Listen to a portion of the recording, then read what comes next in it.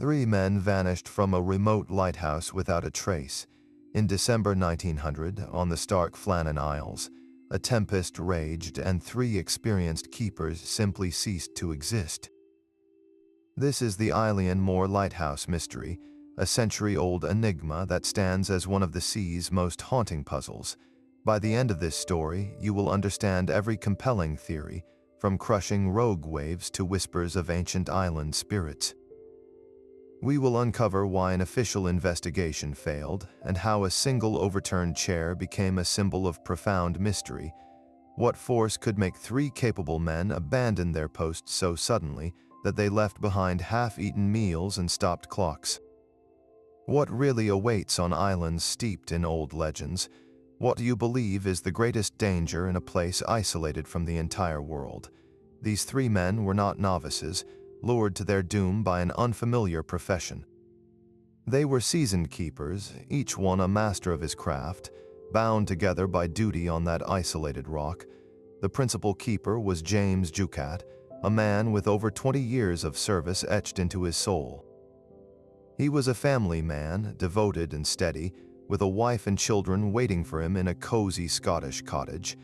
His return from this posting was meant to be a permanent one, a final step back to the warmth of his own hearth. Beside him was Thomas Marshall, the second keeper. Marshall was also a veteran of the relentless sea, known for his courage and resilience. He had once been recognized for bravery after rescuing crewmen from a shipwreck, a man who had stared into the ocean's fury and won. The third was Donald MacArthur, the occasional keeper. Though officially the junior man, he was no less experienced. MacArthur was a burly, dependable presence, a former seaman with a reputation for unwavering calm. He had stepped in for the regular occasional keeper at the last moment, a simple decision that would forever intertwine his fate with the others. These were not men prone to panic or foolish mistakes. They had families who relied on them, communities that respected them, and a deep, hard-earned understanding of the dangers of their work. They represented the very best of their profession, which makes their collective disappearance not just a mystery, but a profound and personal tragedy. The empty lighthouse did not just signify a failed duty. It represented three broken families, three chairs that would remain forever empty at three separate dinner tables. This isolated rock was more than just a lighthouse station. It was a place with a deep and solemn history of its own. Eilean Mor translates from Gaelic as the Island of the Big Sheep, a name that belies its true, formidable nature. It is the largest of the Flannan Isles, a cluster of 7 jagged peaks rising from the North Atlantic, about 20 miles west of the Scottish mainland. The island itself is a stark and barren landscape, a treeless plateau of rock constantly scoured by salt spray and screaming winds. The Atlantic storms here are legendary, with waves that can strike the 200-foot-high cliffs with the force of a freight train, sending plumes of white water high into the air. This was not a gentle outpost, it was a fortress against the sea's raw power, a place of profound isolation where the men were utterly cut off from the world for weeks at a time. Long before the lighthouse was ever conceived, the island held a spiritual significance. Tucked away on its wind-lashed surface are the ruins of a small stone chapel, known as a bothy, dedicated to St. Flannan, an 8th-century Irish bishop. For centuries, this humble structure served as a place of pilgrimage and prayer for fishermen and sailors braving the treacherous waters. It was a sanctuary, a plea for protection carved from the very rock it stood upon. This ancient chapel whispers of the island's long-held reputation as a place where the human spirit confronted the vast, unknown forces of the ocean. The lighthouse, then, was not the first beacon on Eilean Mor. It was merely the newest incarnation of humanity's attempt to find safety in a domain of immense and ancient power. Building this sentinel of light was a monumental struggle against the very elements it was meant to defy. The Northern Lighthouse Board embarked on the project in 1895, facing a logistical nightmare. Every single piece of building material, every sack of cement, every tool and every pane of glass, had to be transported by sea to that remote outcrop. Workers then had to maneuver these supplies from pitching boats onto a treacherous landing stage, often in heaving swells that could crush a vessel against the rocks in an instant. They were not just constructing a tower, they were carving a foothold for humanity on a rock that belonged to the wind and the waves. For 4 long years, crews battled the brutal Atlantic weather, their progress measured in stones laid between ferocious storms. The result was a triumph. When the Eilean Mor Lighthouse was finally lit in December 1899, it was a marvel of modern engineering. Its tower stood over 70 feet tall, a sturdy white sentinel built to withstand unimaginable forces. Inside, it housed a state-of-the-art hyper-radiant Fresnel lens, a complex assembly of precisely ground glass prisms that could magnify the light of a single oil lamp into a beam visible from over 20 nautical miles away. This was not a simple flame in the darkness, it was a concentrated finger of light, a mechanical eye that pierced the gloom to guide sailors home. This lighthouse represented the absolute peak of Victorian confidence and ingenuity, a bold declaration that even the most untamable parts of nature could be mastered by human will and technology. It was this very symbol of control and safety, this beacon of order, that would so soon become the setting for a chaos that defied all explanation. On the morning of December 26, 1900, the relief vessel SS Hesperus cut through the churning gray waters toward Eilean Mor. Aboard were the replacement keepers and the regular crew, men familiar with the routine of the changeover. They expected to see the lighthouse flag flying, a signal that all was well, and to be greeted by the waving figures of Ducat, Marshall, and MacArthur. But as the island drew near, a quiet unease settled over the deck. No flag flew from the mast. The lighthouse itself stood silent and strangely inert against the brooding sky. The usual signs of life were utterly absent. Captain Harvey ordered the ship's whistle to sound, a long, mournful blast that echoed off the cliffs. It was a sound meant to carry over the wind, to alert the men inside that their ride home had arrived. Only the gulls answered. The sea was too violent for a safe landing that day, forcing the Hesperus to stand off at a distance. For 24 hours, the ship paced the island like a worried animal, its crew staring at that vacant tower. Each passing hour deepened the mystery. The keepers knew the schedule, they knew the relief was due.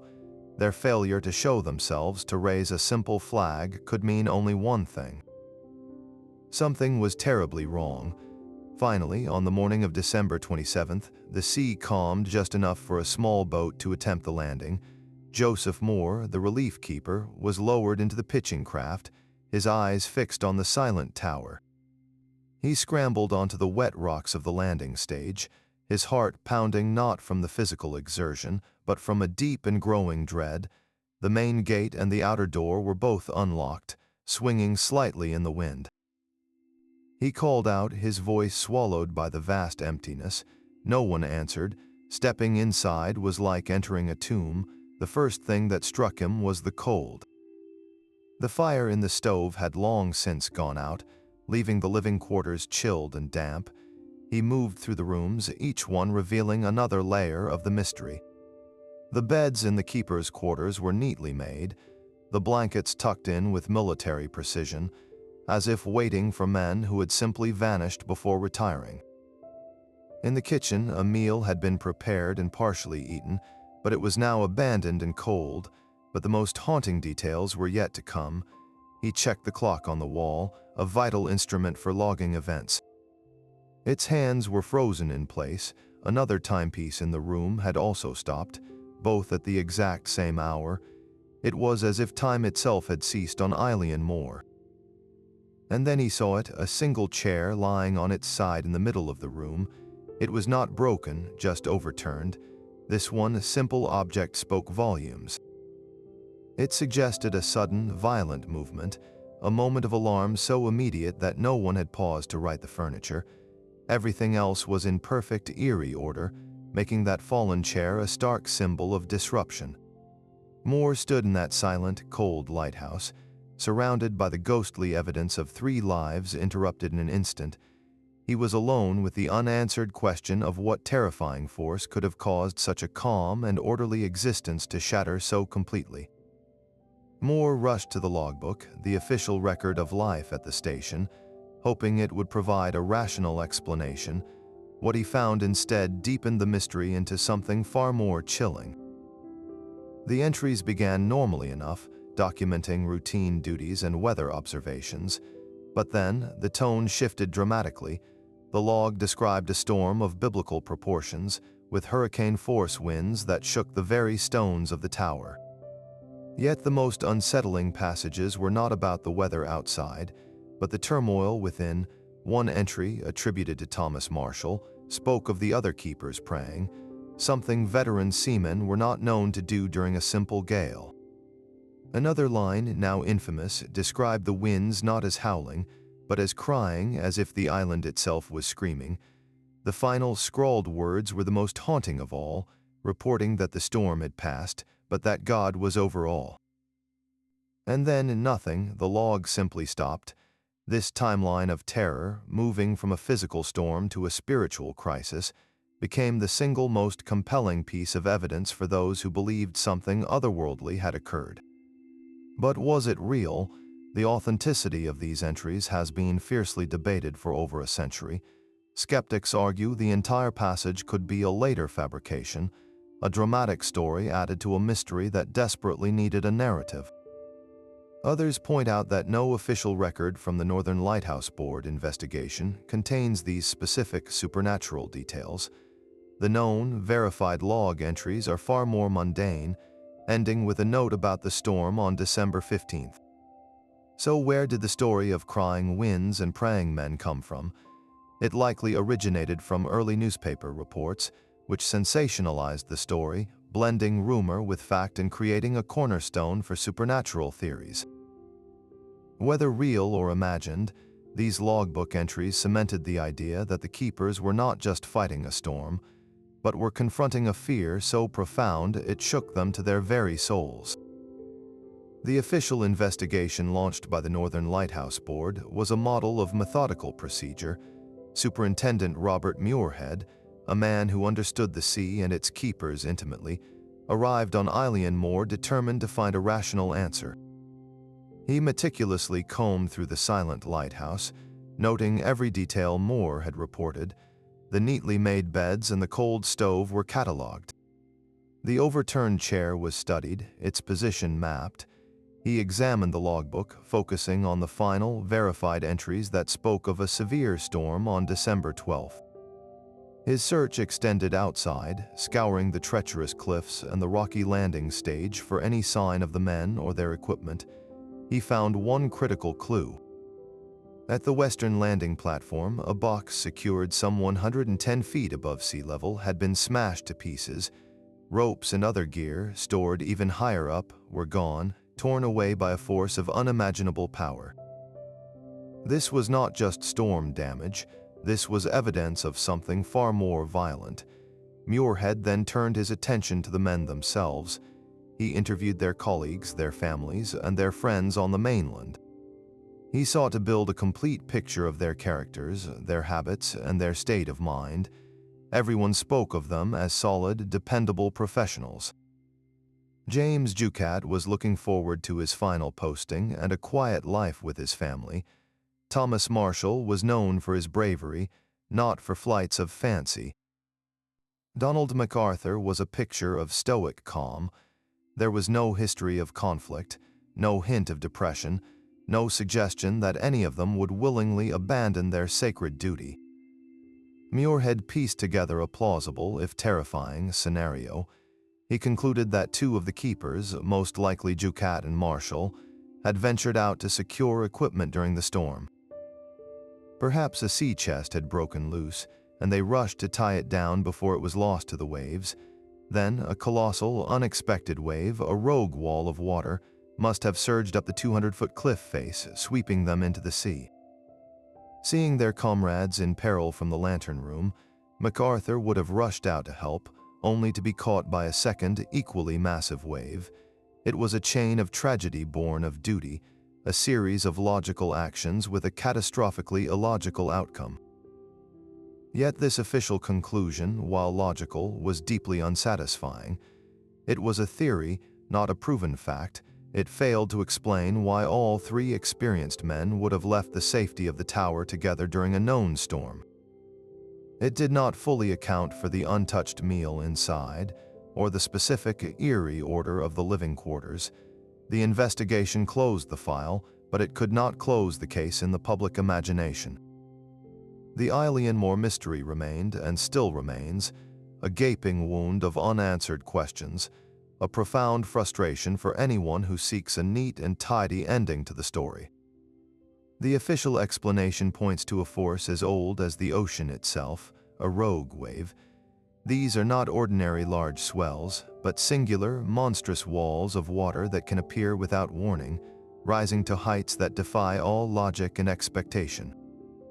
Oceanographic studies now confirm their existence, with satellites capturing waves in the open ocean reaching over 100 feet from trough to crest. But what happens when such a wave encounters a sheer cliff face? The energy does not just dissipate, it compresses, funneling upward with explosive force. The western landing on Eilean Mor, where the damaged equipment was found, is a perfect trap for this phenomenon. It is a narrow gully carved into the cliff, a natural chimney that would amplify the power of any surge, directing a column of water and debris straight up to the 110-foot level where the keepers stored their gear. Imagine a single, silent liquid mountain moving through the sea, unseen until it strikes the island and erupts into a vertical deluge. This was not a wave you could hear coming. It was a sudden, silent reconfiguration of the sea itself, arriving with the force of a collapsing building. In this terrifying scenario, one or two of the men, perhaps Ducat and Marshall, seeing a sea chest about to be torn loose, would have rushed out to secure it. They were veterans, they had weathered storms before, and securing equipment was a fundamental part of their duty. They would have calculated the risk based on a lifetime of experience, but their experience could not account for the 1-in-a-million wave, the anomaly that breaks all the rules. A single colossal surge, higher than any before it, would have washed over the entire platform, sweeping them into the frigid chaos in an instant. From the lantern room high above, the third keeper, Donald MacArthur, would have witnessed the catastrophe unfold. His comrades, his friends, were gone. The protocol, the very code of a lighthouse keeper, demanded action. He would have rushed out without a coat, without a lifeline, driven by a desperate need to help. And in his brave, futile attempt, a second or even third massive wave, a common feature in rogue wave events, could have followed the first, engulfing him as well. This theory paints a picture not of panic, but of tragic heroism, a chain of duty, bravery, and catastrophic bad luck. It explains the scene inside the lighthouse perfectly, a sudden emergency that pulled them from a meal, a moment so urgent a chair was knocked over in the rush. The storm had passed, according to the log, and they may have felt the immediate danger was over, venturing out during a relative lull to assess the damage, completely unaware that the ocean had saved its most deadly blow for last.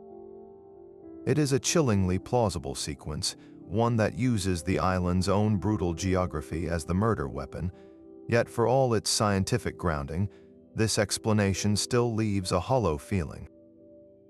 Could a wave really explain everything, or does the true answer lie in something even the sea cannot account for? But the rogue wave theory, for all its logic, cannot erase the unsettling possibility of a more human tragedy. What if the greatest danger on Eilean Mor was not the sea outside, but the storm that brewed within the lighthouse walls? The psychological pressure of such extreme isolation is a force in itself. Imagine 3 men confined for weeks in a cold stone tower, the constant roar of the wind their only companion, their world shrunk to a few cramped rooms. Even the most stable minds can fracture under that strain. Could a simmering resentment have finally boiled over, a violent argument sparked by a trivial insult, a clash of personalities magnified by their confinement, might have escalated into a physical fight? In this grim scenario, a tragic accident occurs. One keeper is struck, perhaps falling against the stone floor, his life ending in a moment of heated rage. The overturned chair in the orderly room could be a stark relic of that struggle. The two remaining men are then faced with an impossible choice. Reporting the death would mean ruin, disgrace, and prison. In a moment of sheer panic, they might have conspired to hide the evidence, carrying their former comrade's body to the cliffs and casting it into the sea. But the guilt and the horror of their act would have been a new kind of prison. The second theory within this dark family of ideas suggests the surviving keeper, overwhelmed by remorse or fear of his partner, then turned on him, ensuring no one would ever tell the tale. He would have disposed of the second body, leaving the lighthouse empty, before he himself was caught by the very storm they had feared, or perhaps in a final act of despair, he walked into the waves. This would explain why no bodies were ever found, and why the scene inside was left in such an unnatural state of order, a desperate attempt to stage normality after an unspeakable event. Yet this theory crumbles under the weight of the men's known characters. These were not volatile strangers, but seasoned colleagues, family men bound by a shared, sacred duty. There was no history of conflict, no evidence of animosity. The idea that three professionals would simultaneously succumb to a murderous frenzy, then meticulously tidy the lighthouse before vanishing, feels like a plot from a grim novel, not a reflection of the men who were there. The true mystery may not be one of violence, but of a pressure so profound it compelled them to walk away from their lives entirely. Yet the stark facts and logical theories could never fully quiet the old stories whispered along the Scottish coast. Long before the lighthouse was a dream, the Flannan Isles were known as a place apart, a realm where the veil between worlds was thin. Local fishermen often gave the islands a wide berth, speaking of them not with simple respect for the weather, but with a deep-seated, superstitious dread. They told tales of the islands being haunted, not by human ghosts but by something older. Some legends spoke of the Fear Sith, the fairy folk, but these were not the gentle sprites of children's stories. These were powerful, often malevolent beings who were said to reside in the hidden places of the world, and they fiercely guarded their territories from human intrusion. The building of the lighthouse, this great stone eye with its piercing light, could easily have been seen as a profound insult to these ancient spirits, a trespass into a domain that was never meant for mankind. The very name of the largest island, Eilean Mor, the Big Sheep Island, feels almost like a deliberate disguise, a mundane name to hide a place of profound and dangerous power.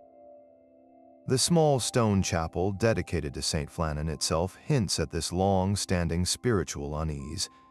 It was built not as a place of casual worship, but as a protective measure, a plea for divine intervention against forces that the local people felt were very real and very present. When the three keepers vanished without a trace, these old whispers found new life. In the absence of a satisfying earthly explanation, the human mind naturally turns to the otherworldly. Could the men have seen something that drove them mad with fear? Perhaps they witnessed a spectral procession or heard unearthly music, luring them to the cliff's edge. Maybe the malevolent spirits of the island, angered by the lighthouse's constant invasion of their ancient darkness, simply took them, absorbing them into the mist and rock as a warning to others. This idea of an enchanted, sentient island fighting back against human order is a powerful and enduring narrative. It transforms the mystery from a simple tragedy into a timeless conflict between modern certainty and ancient, unknowable forces. It asks us a chilling question: what if the greatest danger was not the storm you can see, but the one you can only feel, a presence so malevolent it could silence three strong men forever? Into this void of logic, the old stories rushed in like the sea mist. Among the most persistent was the legend of a phantom bird, a creature of immense size and ominous purpose drawn from the deepest wells of Celtic mythology. This was no ordinary seabird, but a harbinger of doom, a spectral entity said to appear only when death was near. Fishermen and crofters along the coast whispered of its vast, silent wings and its cry that sounded like a lost soul. For a place already steeped in spiritual dread like Eilean Mor, the arrival of such a creature would have been a sign of absolute, inescapable catastrophe. Imagine the keepers, perhaps during a brief lull after the storm, spotting this impossible shape circling the tower. Its shadow would have fallen over them not as a natural occurrence, but as a verdict. In the framework of ancient belief, such an omen was not merely a warning, it was a fate already sealed. The men, for all their modern training and Victorian rationality, were still products of a culture where these tales were woven into the very fabric of life. The sight of the great bird could have triggered a primal, paralyzing fear, a conviction that they were marked. This specific folktale provides a perfect lens through which to understand how people try to explain the inexplicable. When the official report offered only a cold, impersonal wave, the human heart sought a story. The phantom bird gave the tragedy a face, a motive, and a dark, poetic logic. It transformed the keepers from victims of random chance into characters in a much older, more terrifying narrative, one where the island's ancient guardians had finally sent their messenger to reclaim what was theirs. The mystery was no longer about what the men did, but about what they saw, and whether that vision was enough to drive them from the safety of their stone tower into the waiting darkness. But as the 20th century wore on, a new kind of mythology began to emerge from the skies, offering a different lens for the old mystery. The theory of alien abduction presented a perfectly clean, technological explanation for a disappearance that had always been too neat and too complete. Imagine a brilliant, silent light in the sky over Eilean Mor, a craft descending from the clouds rather than rising from the sea. In this modern narrative, the three keepers are not taken by a rogue wave or ancient spirits, but are instead beamed up, examined, and vanished into the cosmos. Their bodies are never found because they are not in the ocean. They are simply somewhere else, preserved in a celestial archive. This idea perfectly mirrors the hallmark of the classic UFO encounter, a sudden and total interruption of reality with no messy evidence left behind. It transforms a maritime tragedy into a science fiction episode, replacing the chaotic violence of nature with a sterile, controlled, and utterly inexplicable event. Why was the chair overturned? A sudden, panicked reaction to an impossible sight outside the window. Why were the meals left unfinished? An interruption so immediate and shocking that dropping a fork was the last normal human action taken. The locked doors and absent bodies fit the UFO narrative as neatly as they fit any other, providing a framework that feels strangely plausible to a generation raised on stories of flying saucers and little green men. Yet for all its compelling symmetry, the alien theory suffers from one fatal flaw: a complete absence of historical context. In the year 1900, the concept of extraterrestrial visitation was virtually non-existent in the public consciousness. The term flying saucer would not be coined for another 47 years. For the people of that time, when something strange happened on a remote, spiritually charged island, their minds did not leap to interstellar travelers, they leaped to the fairy folk, to the spirits of the storm, to the ancient gods of the sea. The alien abduction theory is a classic case of retrofitting, of applying a modern fear to an old wound. It tells us less about what might have happened on Eilean Mor, and more about our own enduring need to find patterns in the unknown, even if we have to borrow those patterns from the future to explain the past. It is a comforting thought in its own way, suggesting a universe so vast and mysterious that even our most tragic losses might be part of a grand, if inscrutable, design. But without a single shred of period evidence, it remains a phantom, a story we tell ourselves because the truth is still, after all this time, just out of reach. Perhaps the most unsettling theory is one that turns the lighthouse itself into a prison of the mind. We must confront the psychological toll of such profound isolation. Imagine, if you can, the unending soundtrack of their lives. the relentless roar of the wind and the constant rhythmic crash of waves against the cliff face 200 feet below. This was not a peaceful silence, but a barrage of noise, a sensory assault that never ceased, week after week. In such an environment, the human mind can begin to play cruel tricks. Scientists now understand that extreme isolation and sensory deprivation can warp perception, blurring the line between reality and nightmare. The condition is sometimes called cabin fever, but that trivializes a profound psychological crisis. In its more severe forms, it can manifest as shared psychosis, where a small, closed group begins to hallucinate and believe the same delusions, feeding a collective terror. What if the storm outside was not the true danger? What if the real tempest was the one brewing inside their own heads? The three men, cut off from all other human contact and normal sensory input, might have started to misinterpret the ordinary sounds of the creaking tower. The wind screaming through the railings could have become, to their strained ears, the cries of something more than wind. A shadow moving in the lantern room might have been seen as a malevolent presence. This shared paranoia could have escalated into a state of sheer, uncontrollable panic. The overturned chair could mark the moment a delusion became so real, so immediate, that they fled the lighthouse as one, convinced they were escaping a tangible threat, only to run headlong into the very real peril of the stormy cliffs in the darkness. Their catastrophic decision would not have been one of logic, but of a broken reality, a tragic testament to the fact that the most fortified walls cannot protect you from the enemy within your own mind.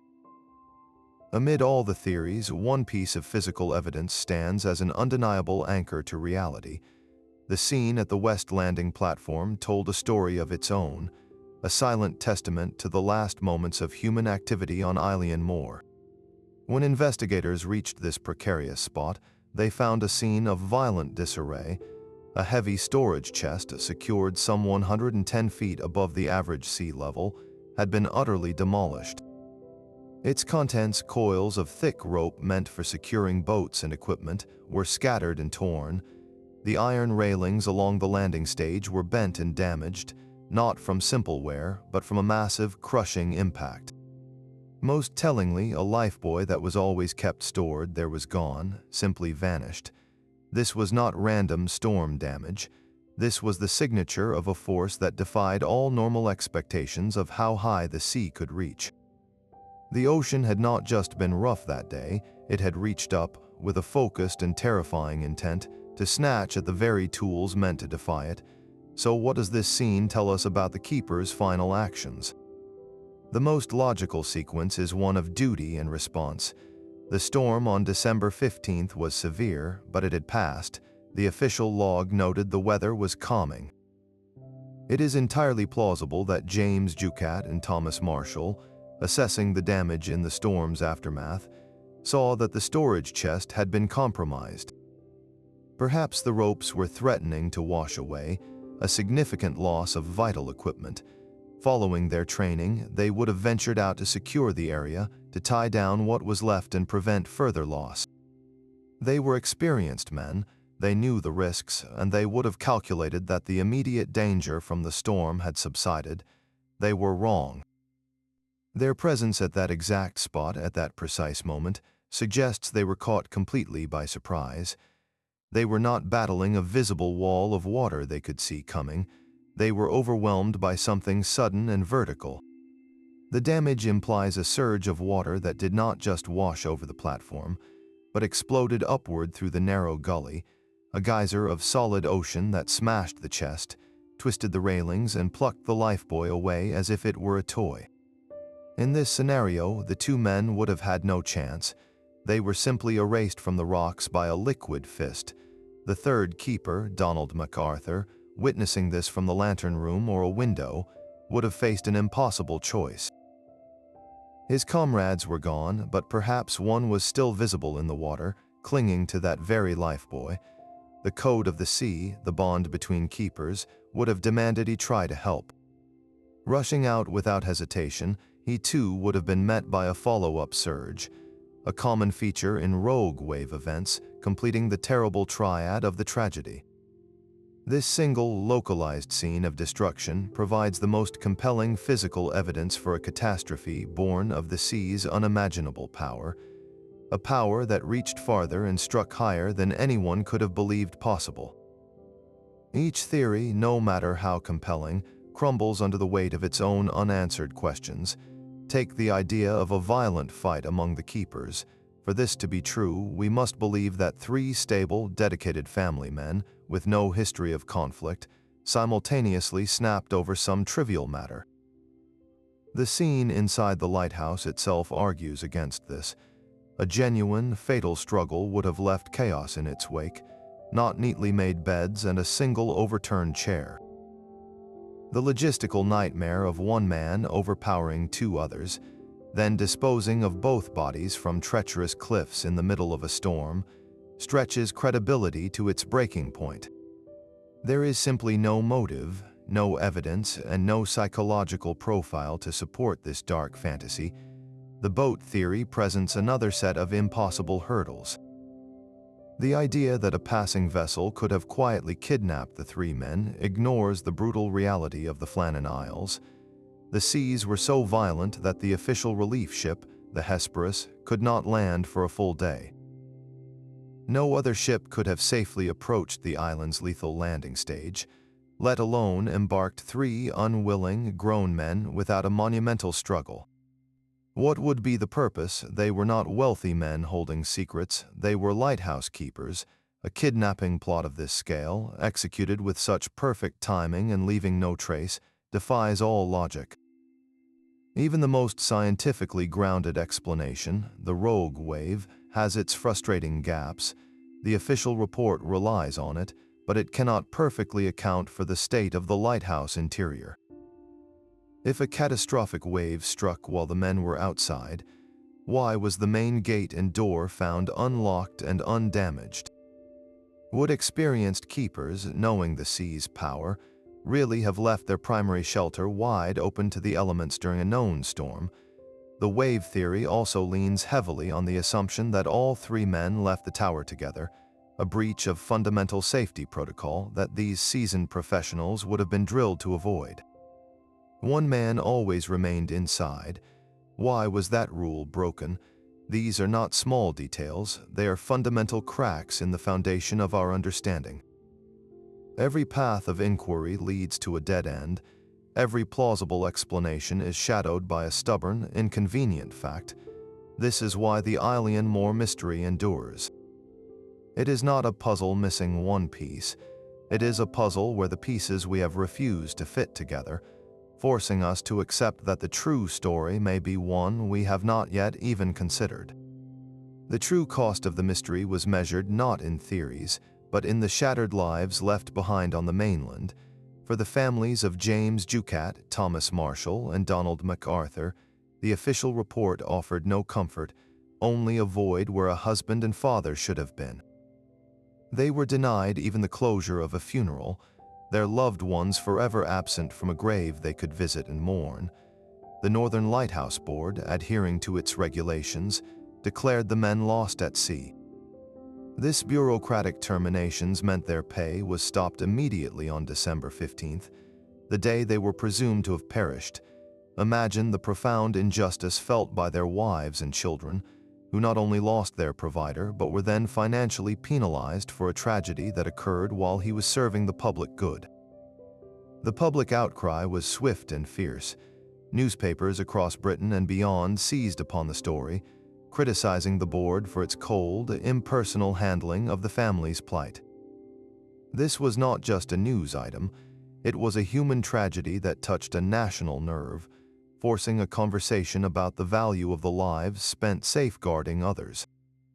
The pressure became so intense that the board eventually reversed its decision, granting the families a full year's pay and a small compassionate allowance. It was a small victory in an ocean of grief, a reluctant acknowledgement that duty had extracted the ultimate price. The grief of the families became a quiet, persistent force for change, ensuring that the three men would not be remembered merely as victims of a mystery, but as catalysts for a new era of safety. In direct response to the Eilean Mor disaster, lighthouse authorities across the United Kingdom undertook a sweeping review of their procedures. The most significant change was the implementation of the three-man rule for all rock stations, those lighthouses built on remote, wave-swept islands. Under this new protocol, it became an absolute, unbreakable law that all three keepers were never to be outside the lighthouse tower at the same time, especially during poor weather. At least one man was always to remain inside the fortified structure, a solitary guardian ensuring that a single catastrophic event could not claim an entire crew. Furthermore, communication protocols were enhanced. Keepers were provided with more robust means to signal passing ships, and relief schedules were made even more rigorous to prevent any station from being cut off for too long. The very design of new lighthouses was influenced, with greater attention paid to the height and security of landing stages and storage areas. The legacy of Ducat, Marshall, and MacArthur is therefore etched into the safety manuals and operational guidelines that protected every lighthouse keeper who came after them. Their story, shrouded in so much darkness, ultimately brought a little more light and a little more safety to the lives of those who kept the beacons burning. A poet's pen first gave the Eilean Mor mystery its haunting, public voice.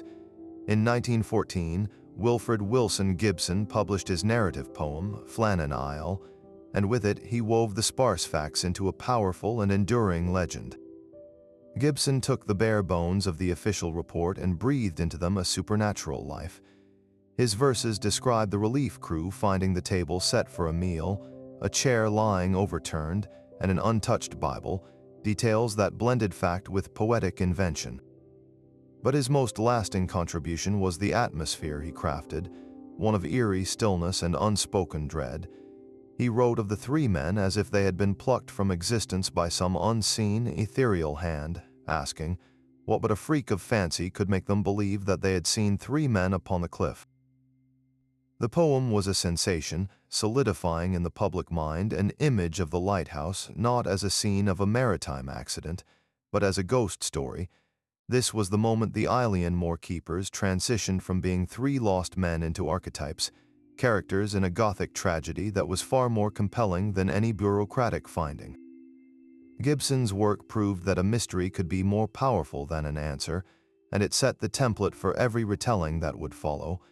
The story was now a canvas, and everyone from filmmakers to musicians would soon pick up their brushes. This cultural echo resonated powerfully in one of the 20th century's most influential television series. The classic Doctor Who serial, titled Horror of Fang Rock, broadcast in 1977, is a direct and unashamed adaptation of the Flannan Isles tale, simply transferring the terror from one remote lighthouse to another. The plot is instantly familiar. A small group of lighthouse keepers on an isolated rock are hunted and picked off one by a malevolent, shape-shifting alien. The story captures the core claustrophobia of the original mystery, the sense of men trapped in a stone tower with an inexplicable, creeping doom. The serial's writer, Terrance Dicks, explicitly drew from the Eilean Mor incident, understanding that its ingredients were perfect for drama, profound isolation, a small cast of characters, and an unseen threat that could be anything the imagination feared. This was not a documentary, it was a myth-making machine, reinforcing the idea that the true enemy was not of this world. It cemented the lighthouse itself as a symbol of vulnerability, a lonely outpost of reason besieged by the cosmic unknown. The mystery's pull extended far beyond British television, finding a home in the heart of American cinema.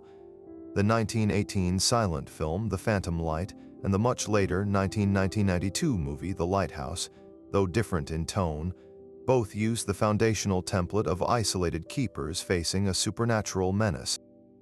More recently, the acclaimed 2019 film The Lighthouse, starring Willem Dafoe and Robert Pattinson, distilled the Eilean Mor essence into a potent psychological brew. While not a direct retelling, it captures the central themes with brutal intensity. Two men trapped in a cramped, storm-lashed tower, their sanity unraveling under the pressure of isolation, paranoia, and perhaps a lurking ancient power from the sea. The film's black and white imagery, the oppressive soundscape of the wind and foghorn, and the descent into shared madness are all modern interpretations of the same primal fears that have always surrounded the Flannan Isles story. It asks the same question the original mystery prompts: are the keepers being tormented by an external force, or are they simply destroying themselves from the inside out? Even music has been a vessel for the tale. The British folk rock band Genesis included a song titled The Mystery of the Flannan Isle Lighthouse on an early album, and other folk artists have kept the story alive in song, their melodies carrying the lament of the three lost men across generations. Each adaptation, each song, each film adds another layer of varnish to the legend, polishing the events of December 1900 until the historical facts are almost indistinguishable from the art they inspired. Why does this particular story hold such a powerful and enduring grip on our collective imagination? It is not the only maritime mystery, nor the only unexplained disappearance. The answer lies in its perfect, awful simplicity. The scene inside the lighthouse was a tableau of interrupted normalcy, a domestic snapshot frozen in time. A half-eaten meal, an overturned chair, a stopped clock. These are not the stuff of epic battles or grand conspiracies. They are mundane, human details that every one of us can recognize and relate to. This makes the interruption of that normalcy deeply personal and deeply unsettling. We can all imagine sitting down to a meal. We can all picture a chair knocked over in a hurry. The mystery works because it takes these utterly familiar elements and places them in the most unfamiliar and hostile environment imaginable. Our minds desperately try to bridge that gap, to find a logical connection between the cozy domesticity inside and the savage, untamed wilderness outside. When logic fails, as it always does with Eilean Mor, imagination rushes in to fill the void. The story provides the core ingredients for 1,000 different narratives, a blank space on the map where we can project our own deepest fears, whether they are of the sea, the unknown, the darkness, or the fragility of our own minds.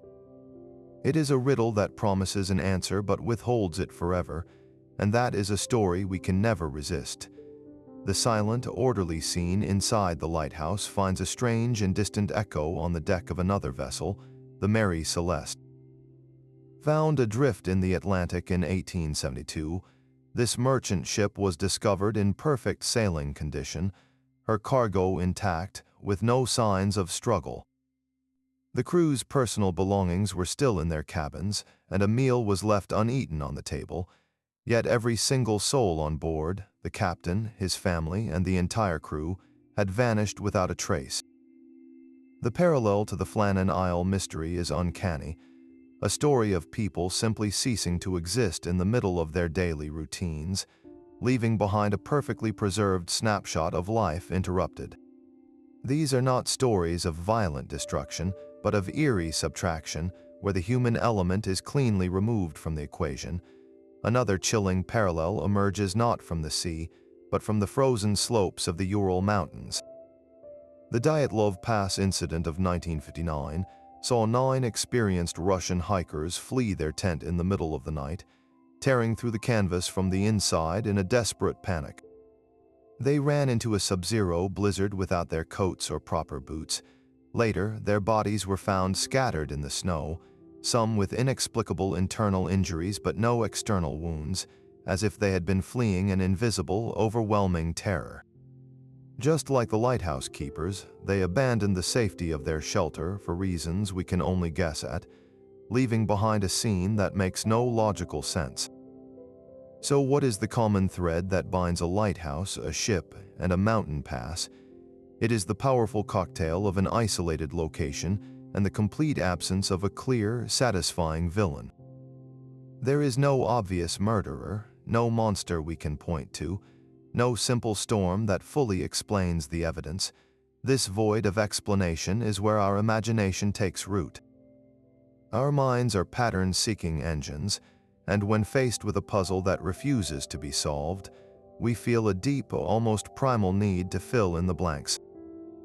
We invent sea monsters, alien abductions, or yetis not because the evidence supports them, but because the alternative, the acceptance of pure, random, and senseless tragedy, is far more terrifying. These mysteries endure because they are not just historical cold cases. They are blank canvases upon which we project our deepest fears about the world's inherent unpredictability and the fragile nature of our own control. They force us to confront a haunting question: what would it take for you to run from your own shelter into the heart of the unknown? The ocean floor around Eilean Mor holds the final chapter of this story, and modern technology has finally given us eyes to see it. In recent decades, teams have returned to the Flannan Isles armed with sophisticated sonar and underwater remotely operated vehicles. These tools can map the seabed in stunning detail, revealing features invisible to the naked eye from the surface. The hope was simple: to find some tangible piece of the puzzle, perhaps the wreckage of a small boat, the lighthouse's missing lifebuoy, or even the remains of the keepers themselves, preserved in the cold, dark depths. The scans did reveal the jagged, chaotic landscape of the seafloor, a testament to the violent geological forces that shaped the islands.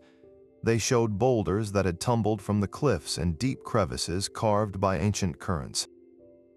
Yet, despite this powerful electronic gaze, the sea gave up no definitive evidence. No concentrated debris field was discovered that could point to a single catastrophic event. This absence is, in its own way, another kind of clue. It suggests that whatever took the three men was so thorough, so powerful, that it scattered their remains and their equipment across a vast area, or swept them into the deep, open Atlantic where they may never be found. The silent seabed offers no contradiction to the rogue wave theory. In fact, its empty hands seem to support an outcome of utter and complete dissolution. Meanwhile, climatologists and oceanographers have turned their attention to the weather records from that fateful December. By applying modern atmospheric models to the limited data from 1900, they have been able to reconstruct a more vivid picture of the conditions the keepers faced. The storm that battered Eilean Mor was not an isolated event, but part of a larger, ferocious weather system that churned across the North Atlantic. These new analyses confirm that the wind direction and wave patterns were perfectly aligned to create a nightmare scenario at the western landing. The geography of the island acts as a funnel, and with the storm driving waves from a specific quadrant, the conditions were ripe for a phenomenon known as a trapped wave. This occurs when wave energy, instead of radiating away, becomes concentrated and amplified against a steep coastline. It is the perfect recipe for a rogue wave, a sudden, localized tower of water that could indeed have reached the incredible heights necessary to smash the storage chest and sweep the platform clean. This modern meteorological detective work does not provide a smoking gun, but it lends powerful, scientific credibility to the possibility that the official explanation was correct all along. It tells us that the sea around Eilean Mor that day was not just dangerous, it was primed for a once-in-a-century anomaly. Yet, even with these technological advances, the core of the mystery remains stubbornly intact. Sonar cannot scan for human fear, and weather models cannot quantify a sudden, shared panic. The modern investigations have successfully narrowed the field of plausible explanations, ruling out fanciful theories of kidnappings or secret boats by confirming the sheer lethality of the environment. They have fortified the rogue wave hypothesis with hard data, transforming it from a speculative guess into the most scientifically supported scenario. But they cannot tell us the final human moments. They cannot explain why the fundamental rule of lighthouse safety was broken, why all three men were outside together. They cannot tell us if it was a chain of duty, a moment of collective madness, or something else entirely that drew them from their stone sanctuary. The technology has given us a clearer window into the how, but the why continues to dance just beyond our grasp, leaving the ghost of Eilean Mor still whispering from the mist. The very same newspapers that reported the bare facts also began to build the legend. In the absence of official answers, the press rushed in with speculative ones, weaving a tapestry of supernatural dread that would forever color the story. Reporters, hungry for a narrative that would sell papers, latched onto the most chilling details and amplified them far beyond the official record. The mundane stopped clocks became omens. The overturned chair transformed into a symbol of a frantic struggle against an unseen assailant. Most famously, they seized upon and likely invented the logbook entries describing the keepers praying and the winds crying like lost souls.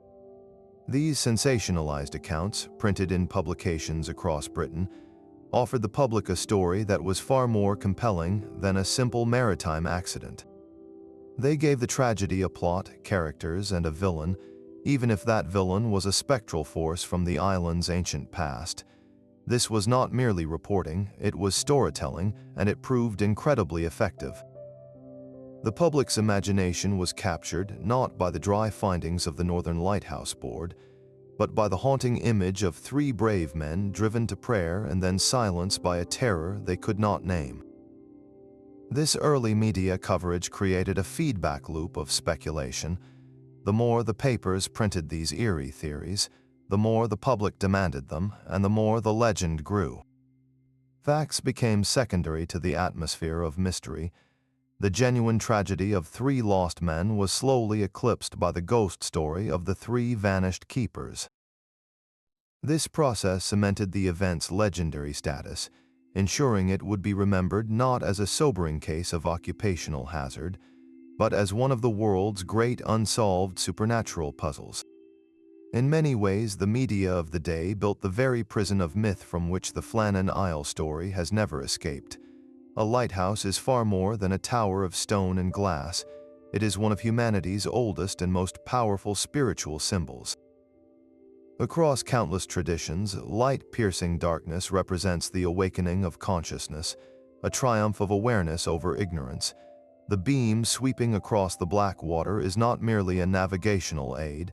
It is a promise, a constant reminder that even in the deepest obscurity, a point of orientation exists. The Eilean Mor Lighthouse, standing on that ancient chapel-crowned island, was the ultimate manifestation of this symbol, a deliberate act of imposing spiritual order upon a chaotic and primal realm.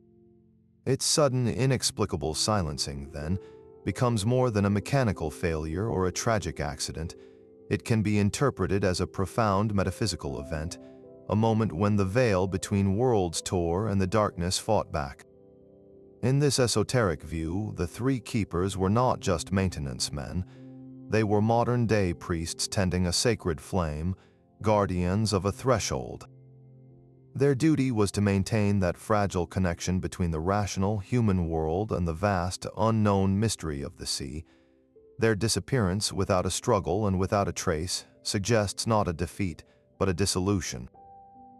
It is as if the threshold they guarded simply opened and absorbed them, pulling them from our world of solid objects and half-eaten meals into another reality entirely.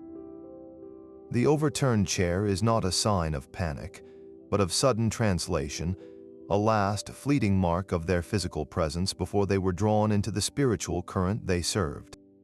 Why would such a rupture occur? Perhaps the island's ancient energies, the very forces St. Flannan's Chapel was built to appease, finally rejected this new, brilliant intrusion. The lighthouse, for all its Victorian confidence, may have been an affront to an older balance, a light so bright it offended the native shadows. The keeper's fate becomes a cautionary tale about the limits of human enlightenment, a reminder that some darknesses are not meant to be permanently illuminated. Their vanishing acts as a solemn warning that when we build our beacons at the edge of the unknown, we must be prepared for the possibility that the unknown might be looking back, and it might decide to blow out the candle. Back on the mainland, the unsolved mystery of the lighthouse ignited more than just newspaper headlines. It sparked a feverish attempt to bridge the gap between the living and the dead. In the early 20th century, spiritualism was at its peak, a widespread movement offering the profound hope that the departed could be reached through mediums and seances. For the grieving families and a captivated public, This provided a tantalizing alternative to the official silence. It was not long after the tragedy that various psychics came forward, claiming they had made contact with the spirits of James Ducat, Thomas Marshall, and Donald MacArthur. In darkened parlors, groups would gather around a table, holding hands as a medium would slip into a trance, channeling messages from the other side. The alleged communications from the keepers were often fragmented and deeply unsettling. One medium reported a spirit, identified as Thomas Marshall, describing a great wind that was not a wind, but a living force that tore at their minds. Another claimed that Donald MacArthur's spirit spoke of a brilliant, unbearable light that descended from the sky, a detail that would later feed into 20th century UFO theories. The most common thread in these seance narratives was a profound sense of confusion, the spirits seemingly unable to articulate the exact nature of the force that had taken them. They spoke of being called of a sudden and irresistible pull toward the sea cliffs. These accounts, while varied, consistently portrayed the men not as victims of a simple wave, but as participants in an encounter with something beyond human comprehension. This phenomenon tells us less about the fate of the keepers and far more about the human psyche grappling with an unacceptable void. In an era before modern grief counseling, spiritualism offered a form of solace, a narrative closure that the real world could not provide. A seance was a place where a widow could ask her husband one last question, where a father could hope for a final message to his children.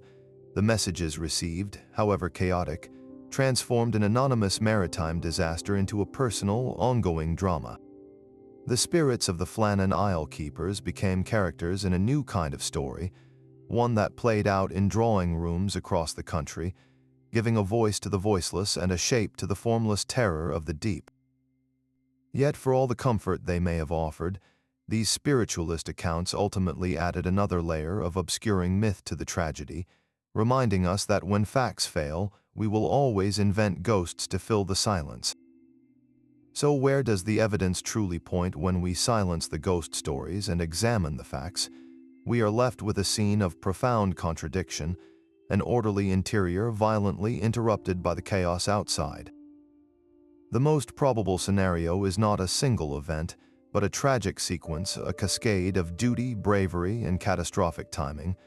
The storm of December 15th was real and severe, but by all accounts it had passed. The sea was in its aftermath, a period experienced mariners know can be deceptively dangerous. The damage at the West Landing was the catalyst. James Ducat and Thomas Marshall, assessing the situation, saw critical equipment compromised. Their duty was clear: to secure what remained. They ventured out, two veterans judging the risk to be manageable in the storm's wake. They were wrong. A rogue wave, a product of that specific funnel-like geography and the lingering storm energy, did not roll in from the horizon. It exploded vertically from below, a liquid piston of force shooting up the cliff face. It struck the platform with unimaginable power, smashing the storage chest and sweeping both men away in an instant. From the lantern room, Donald MacArthur witnessed the catastrophe. The code of the sea, the bond of brotherhood, would have made his next action almost reflexive. He rushed out to aid his comrades, perhaps seeing a figure in the water, seizing the one lifebuoy that was not yet lost. In his desperate, heroic charge, he was met by a second, follow-up surge, a common companion to such freak waves, and he too was consumed. This sequence aligns with the physical evidence, the damaged landing, and the known characters of the men. It explains the scene inside, a sudden emergency pulling them from a meal so abruptly a chair was overturned. It accounts for the unlocked door, left open in their urgent exit. And it accepts the grim finality that the North Atlantic, in its raw, impersonal power, can erase human life without leaving a single body behind. Yet, this logical conclusion cannot fully extinguish the chill of the unknown. Why did all three break the cardinal rule and leave the tower together? Was it a shared, fatal misjudgment, or did something else, a cry for help, a fleeting glimpse of a survivor, compel that final, fatal exodus? The sea provides the mechanism, but the human heart still seeks the motive. The enduring power of Eilean Mor lies in this very tension, in the small, dark space between a plausible explanation and absolute certainty, where the whispers of an ancient island are still heard on the wind. More than a century later, the silent stones of Eilean Mor still hold their secret. We are left with the same stark evidence, the same plausible theories, and the same profound lack of closure. The rogue wave remains the most logical culprit, a terrifying force of nature that perfectly explains the physical damage and the swift collective tragedy. Yet the orderly scene inside the lighthouse, the single overturned chair, and the broken safety protocol whisper of a human element we can never fully reconstruct. This is the true heart of the mystery's power, the agonizing gap between what we can prove and what we can feel. The story endures not because it is unsolved, but because it is unresolvable. It sits at the crossroads of fact and folklore, science and spirit, where a simple maritime accident transforms into a timeless parable. We are drawn back to it again and again because it forces us to confront the limits of our own understanding. It is a reminder that our world, for all our maps and models, still holds pockets of profound mystery, places where logic falters and the old stories begin to feel true. The three keepers have become more than men. They are symbols of every soul who has ever stood at the edge of the unknown, tending a small light against a vast and impenetrable darkness. So what do you believe happened on that wind-lashed island in December of 1900? Did the sea simply reclaim its own with a single, monstrous wave? Or did the ancient spirits of that place, angered by the constant glare of the modern world, finally extinguish the light and take its guardians? The puzzle is now yours to ponder. Share your own theory in the comments below, and join the community of mystery solvers who keep the watch, just as the keepers once did, searching for an answer in the enduring